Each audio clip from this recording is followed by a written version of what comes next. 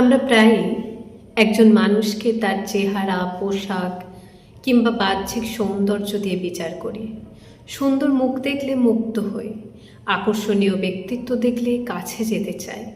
কিন্তু সময়ের সঙ্গে সঙ্গে একটা বিষয় খুব স্পষ্ট হয়ে যায়।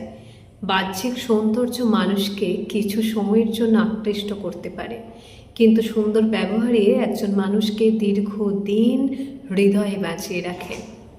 একজন মানুষ হয়তো দেখতে খুব সাধারণ, কিন্তু তার কথায় যদি মায়া থাকে, ব্যবহারে যদি সম্মান থাকে, হৃদয়ে যদি অন্যের জন্য জায়গা থাকে, তাহলে সেই মানুষটাই ধীরে ধীরে সব থেকে সুন্দর হয়ে ওঠে।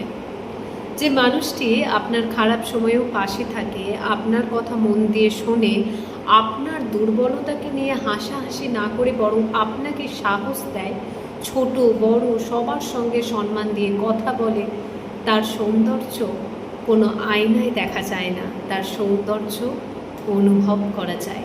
কারণ বয়স বাড়ার সঙ্গে চেহারার সৌন্দর্য বদলে যায়, সময়ের সঙ্গে অনেক কিছু হারিয়ে যায়, কিন্তু একজন মানুষের সুন্দর আচরণ, নম্রতা, ভদ্রতা, সহানুভূতি আর ভালোবাসা এসব মানুষের মনে দীর্ঘদিন থেকে যায়।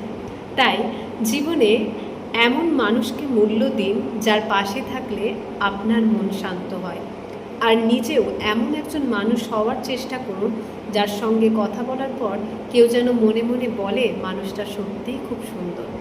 শেষ পর্যন্ত মানুষ আপনার চেহারায় কতটা কি সুন্দরতা ছিল সেটা হয়তো ভুলে যাবে, কিন্তু আপনার আচরণে সে কতটা সম্মান পেয়েছিল, আপনার কথায় কতটা শান্তি পেয়েছিল, আর আপনার উপস্থিতিতে নিজেকে কতটা আপন মনে হয়েছিল সেটা কখনো ভুলবে না। সত্যিকারের সৌন্দর্য মুখে নয়, মানুষের ব্যবহারে প্রকাশ পায়, আর সুন্দর ব্যবহার এমন এক অলংকার যা একজন মানুষকে সারা জীবন সুন্দর করে রাখে। কি বুঝলে?